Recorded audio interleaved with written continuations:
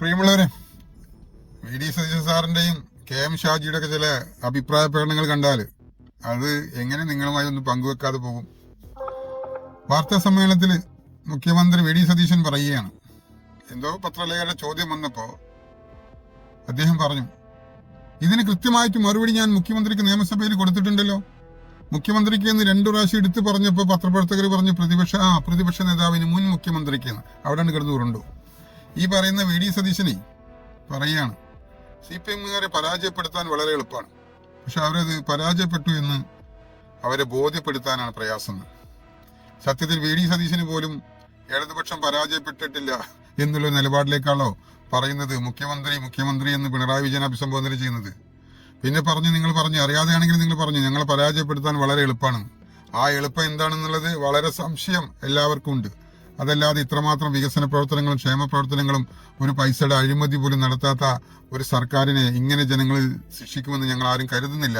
അത് തന്നെയാണ് നിങ്ങൾ കണ്ടെത്തിയിട്ടുള്ള എളുപ്പമായ മാർഗം എന്താണെന്ന് വരുന്ന ആളുകളിൽ നമുക്ക് മനസ്സിലാക്കാൻ കഴിയും.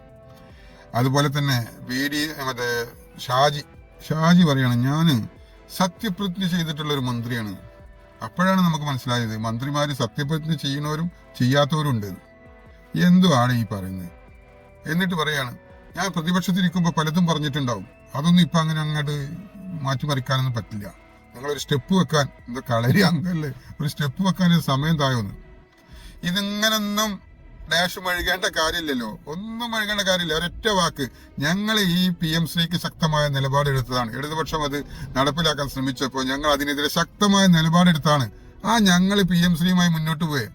നിങ്ങൾക്ക് എന്തിന്റെ കേടാന്ന് ചോദിക്കേണ്ട അങ്ങനത്തെ ഒരു ചോദ്യം വിദ്യാഭ്യാസ മന്ത്രിയായ ഷംസുദ്ദീൻ കേൾക്കുന്നില്ല, ലീഗിന്റെ ആരെയൊന്നും കേൾക്കുന്നില്ല, കോൺഗ്രസിന്റെ UDF-ന്റെ മന്ത്രിമാരുടെ ഭാഗത്തൊന്നും കേൾക്കുന്നില്ല. പഠിക്കണം, അങ്ങോട്ടാക്കണം, ഇങ്ങോട്ട്, ഇതിന്റെ ഒന്നും ആവശ്യമില്ലല്ലോ. നിങ്ങൾ ജനങ്ങളോട് പറഞ്ഞെന്താ? PM ശ്രീ ഞങ്ങൾ അധികാരത്തിൽ വന്നാൽ കടലിലേക്ക് വലിച്ചെറിയുന്നാണ് പറഞ്ഞത്. അത് വലിച്ചെറിയാൻ വല്ലാതെ ഭാരണ്ടേ വേണ്ട, അത് എവിടെയും വെച്ചോളൂ. പക്ഷെ നിങ്ങൾ അതുമായി മുന്നോട്ട് പോകില്ല എന്നുള്ള പറയാനുള്ള ഒരു ആർജവം കാണിക്കണ്ടേ. ഇനി KM ഷാജിയുടെ ചോദ്യമാണ്, ഈ PM ശ്രീ നടപ്പിലാക്കാനാണ് UDF സർക്കാർ തീരുമാനിക്കുന്നത് എങ്കിൽ ഞാൻ ഇതിനെതിരെ ശക്തമായിട്ടുള്ള നിലപാട് പറഞ്ഞിട്ടുള്ള ഒരു മനുഷ്യനാണ്. എത്ര പ്രാവശ്യം എപ്പോഴും അങ്ങനെ നിലപാട് മാറ്റി പറഞ്ഞ ആളുകളുടെ ഇടയിലൊക്കെ വഷളാവുക. അതുകൊണ്ട് ഈ ഒരു കാര്യത്തിൽ ഞാൻ ഉറച്ചു നിൽക്കുകയാണ്. PM ശ്രീയുമായിട്ട് UDF സർക്കാർ മുന്നോട്ട് പോയാൽ എന്നെ ഈ കൂട്ടത്തിലില്ല, ഞാൻ ഈ കൂട്ടത്തിലില്ല, എന്നെ ഈ കൂട്ടത്തിൽ ഉൾപ്പെടുത്തണ്ട. അതുകൊണ്ട് ഞാൻ എന്റെ പണി നോക്കി പോവാന്ന് പറഞ്ഞിട്ട് ആ മന്ത്രി കുപ്പായം വലിച്ചെറി പോരാൻ തന്റെ ഉണ്ടോ? KM ഷാജി വലിയ വിടുവായത്ത് ഇങ്ങനെ പറഞ്ഞതല്ലോ, ഒരുപാട് പലതും പറഞ്ഞിട്ടുണ്ട്. ഞാൻ മുന്നേ പറഞ്ഞതുപോലെ KT ജലീൽ ധൈര്യം ഉണ്ടെങ്കിൽ മലപ്പുറം ജില്ലയിൽ മത്സരിക്കട്ടെ, ഞാൻ വന്ന് നേരിടുന്ന എന്ന് പറഞ്ഞിരുന്നത് മനസ്സിലായോ? അന്ന് അതിനുമുമ്പ് KT ജലീൽ ഞാൻ മത്സരരംഗത്തേക്ക് ഇല്ല എന്നുള്ളൊക്കെ ഒരു പ്രസ്താവനയും കാര്യങ്ങളൊക്കെ വന്നപ്പോഴാണ് ഈ ശിങ്കാരി ശംഭുവിന്റെ ഒരു വെല്ലുവിളി വന്നത്, ഞാൻ നേരിടുന്നു. എന്നിട്ടും KT ജലീൽ മലപ്പുറത്ത് മത്സരിച്ചപ്പോഴോ ഷാജിയും മലപ്പുറത്ത് തന്നെ മത്സരിച്ച. പക്ഷെ മുസ്ലിം ലീഗ് വിജയിക്കുന്നതിൽ ഏറ്റവും സുരക്ഷിതമായ മണ്ഡലം ഒന്ന് മലപ്പുറം കഴിഞ്ഞ രണ്ടാമത് വേങ്ങരയാണ്. ആ വേങ്ങരയിലാണ് മത്സരിച്ചത്.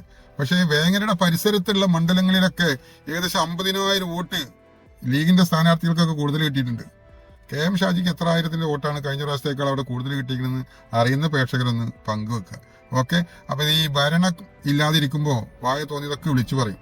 ഇപ്പൊ പറയണെന്താ, അവിടുന്ന് PM ശ്രീ ഒപ്പിട്ടിട്ട് ഫണ്ട് വാങ്ങിയിട്ടുണ്ട്. ഇടതുപക്ഷം PM ശ്രീയുടെ ഫണ്ട് വാങ്ങിയിട്ടുണ്ട്.